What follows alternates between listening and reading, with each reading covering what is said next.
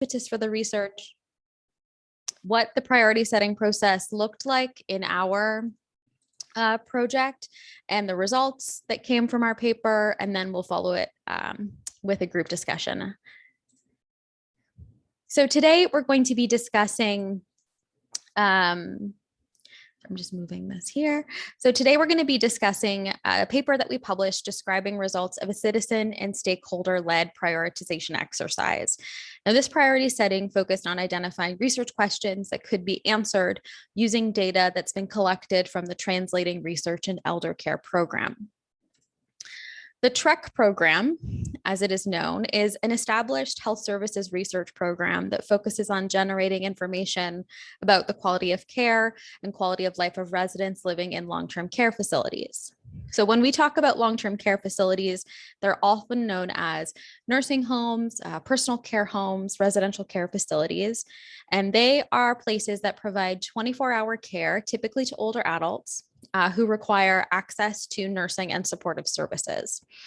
Now, long-term care residents are often vulnerable to poor quality of care for a number of reasons. It's often because they're older, they have multiple chronic conditions, and also the setting can make them vulnerable to poor quality of care due to some persistent issues that we see in staffing, including limited staff, staff burnout, high turnover, variable training and education, and oversight in the facilities. So the setting itself is quite vulnerable to issues related to care. The aim of TREC is to improve the quality of care in these facilities and thus improve the well-being and quality of life of the residents that live there and the staff that work there. Now, TREC collects data on residents and staff, as well as structural information about the facilities. And all of this aids in the development and testing of interventions. And as you can see from this slide here, TREC is a longitudinal program of research. It's been collecting data since 2008, 2009. And there's a number of projects involved, from large-scale intervention, so trials that are testing something, to observational studies, as well as trainee work projects. So student projects like PhDs, master's projects, and a number of other things that offshoot from all of this activity. So as you can imagine, with all of these activities, they generate a lot of data. And deciding what questions to ask of this data is a key component of the research program and of how we evolve and use the data responsibly. And again, what questions are asked of data is important, and it's often the purview of researchers and their trainees. Researchers that I'm speaking about are typically professors at a university, and their trainees are often students. So postdoctoral fellows, doctoral students, master's students, things like that. However, TREC is composed of more than just researchers and trainees. We have a number of non-academic members who are critical to our success. This includes decision makers. So this might be someone like a representative from a provincial ministry of health, a long-term care owner operator, a member from a staffing association, and last but most definitely not least, a member of our non-academic group is known as Voices. Voices is our citizen group. They prefer to use the word citizen over patient because patient is often a term used in acute care settings like hospitals, and long-term care is different than a hospital, and we want to make that clear. And Voices members are persons living with dementia, as well as family and friend caregivers of residents in long-term care. And they compose a very vibrant group in TREC that bring so much lived experience and insight into the work we do. And they were really pushing us to involve them early in the research process, in the idea generation and research question generation phase. And a priority setting process was something that was brought up by our Voices members as a way to really get that ball rolling and to involve them in these early stages of research that are often the purview of researchers and their students. So priority setting is a strategy to involve non-academic team members to identify relevant research questions. So to do this, we modified the James Lind Alliance. They have a priority setting process that typically entails a survey followed by a literature search and then an in-person discussion. We had to modify this slightly because the aim of our project was to look at questions that could be answered using existing TREC data and not just any question related to long-term care. So unlike some priority settings where you can ask anything about a given topic, they had to focus in on available data from the TREC program, which made it slightly unique. So our priority setting process first began with an online survey. We distributed, the participants in our priority setting process included voices members, as I discussed, decision makers. So again, members from ministries of health, long-term care, operators, and anyone that was basically a non-academic. We actually excluded those who were academics from this exercise because we are often the people driving the questions, and we wanted to really specifically focus on those who don't often have their viewpoints integrated into the beginning of a research question and the beginning of that research process. So the aim was for these final priorities to be researched and to be led by TREC team members and trainees using the data. And if anyone here is on a research team, I'm sure you can understand you often get new students involved in your program of research or your different projects, and they often need a project, they need a research question, they need somewhere to go to begin thinking about the data, to begin learning. And so having this set of research questions was really a great starting place for a lot of people coming to our program. So again, I jumped ahead. The priority setting process, ours began with an online survey. We distributed this online survey to all non-academic members of the TREC team. We instructed the recipients to identify research questions that could be addressed using TREC's existing data.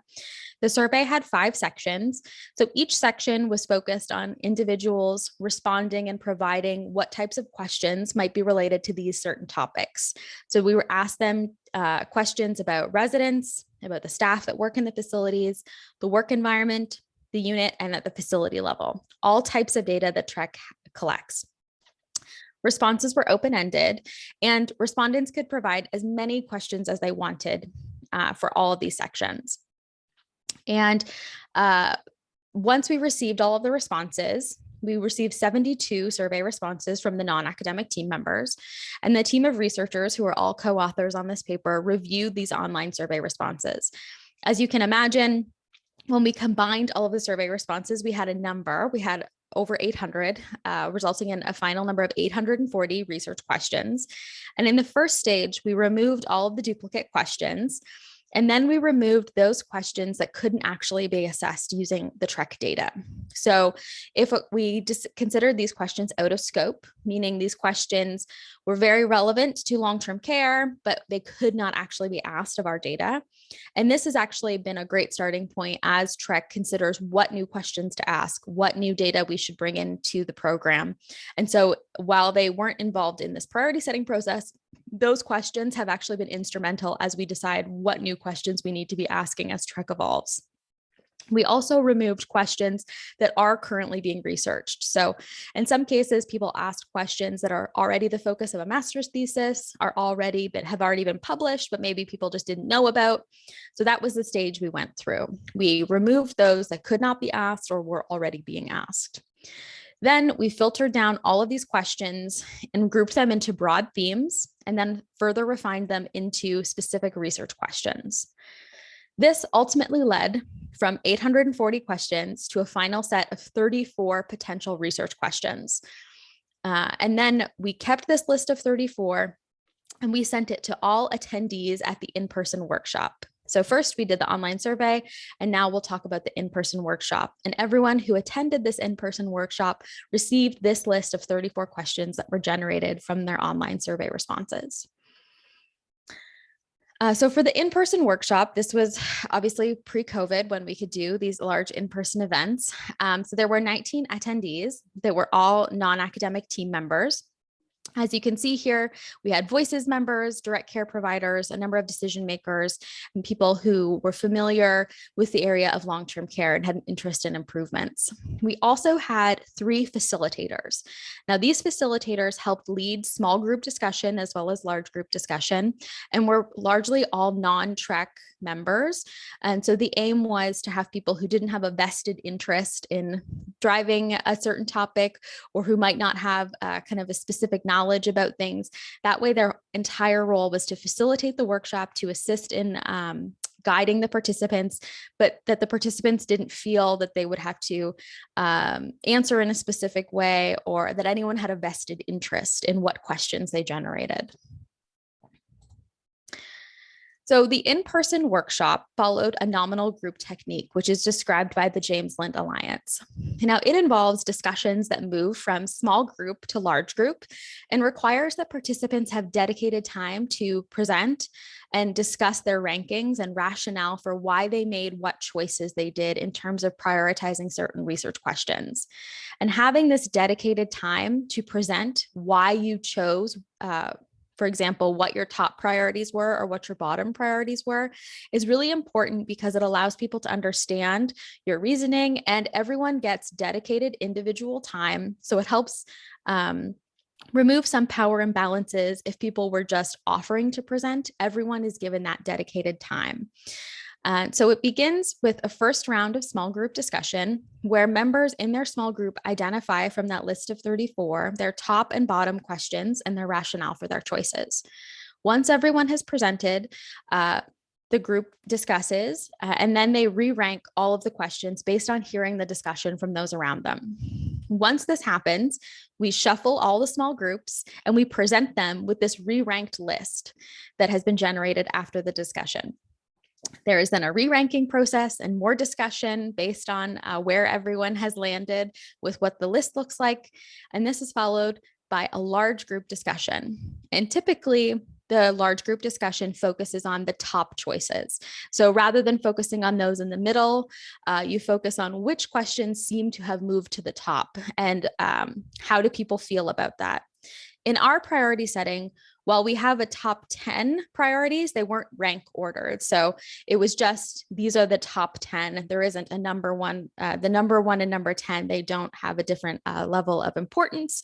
But in some priority setting, that is the case. And then after this, there is a final ranking where we present what the top 10 are, everyone discusses, and then we agree on what that list is. So you can see it's a process of discussion, ranking, more discussion, and then finally consensus. So as you can see here, this is the list of our research questions that were generated for priorities for TREC. They run the gamut from looking at staffing levels and staff mix to resident outcomes, looking at types of activities that the facility or unit are engaged in and how that influences residents, resident characteristics and how that might influence certain outcomes that they might experience, as well as some specific questions around the leadership in the facility, how that might influence residents as well as the staff that work there. So these research questions are going to be used and have already begun to be used to guide the development of specific work packages where investigators and trainees will look at these questions and use it to generate papers and projects that are focused entirely around these topics. Now, after the workshop had completed, we at the end of the day, we circulated an evaluation for all of those that attended. It was really important for us to do this evaluation because we wanted to get feedback, because it was the first time we'd ever done a priority setting like this. And we wanted to see what we could improve and get some constructive feedback on how we might do this in the future should the occasion arise. And so when we talked to the participants, we were very pleased to see that they found the facilitation in particular very useful. So as I said, we had 3 facilitators, generally who had no relationship or with TREC. And the goal of this external facilitation was really so that no one was swayed by a particular interest. And by the participant feedback, it seems that they felt that it was very well facilitated, and numerous participants noted that the facilitation was a very positive aspect of the workshop. And they also really appreciated the mix of attendees. So we had both voices members, so again, people with dementia, people who are caregivers, as well as different types of representatives from ministries of health, owner operators, and they really found that having that different balance of people with expertise and experience was useful. Of course, we had some really helpful suggestions for improvements. Now, one thing that we didn't realize until after, and we saw these evaluation results, that this process of re-ranking after discussion could actually be quite frustrating for participants. They would be in their small groups, come up with a list, then we would review all the small groups and have a re-ranked list. And they would sometimes feel like the work they had just done was undone, or the other small groups were just not consistent with theirs, and they felt like it was a frustrating process sometimes of having to go back and look at these lists again. And so consolidating it to the large group could be a bit frustrating. So that was interesting. And many people noted the absence of direct care providers, so care aides, nurses. And this is a persistent challenge that we run into because of staffing availability, being able to actually bring those people in because they're often so busy and facilities can't spare them. And so that's something that we are trying to address as we move forward and do more of these types of workshops with people, as to how do we engage those direct staff to make sure that they can actually attend. But overall, the feedback we got that it was a very useful exercise, and it has actually been very informative as a program to help identify questions for students and projects as they move forward. And most importantly, our non-academic stakeholders really felt that it was a process that allowed them to generate questions that they are most interested in for our program. And that was what we hoped for. So I will stop now and I will stop sharing. But again, I'm here for the discussion. And if you have any questions, please let me know.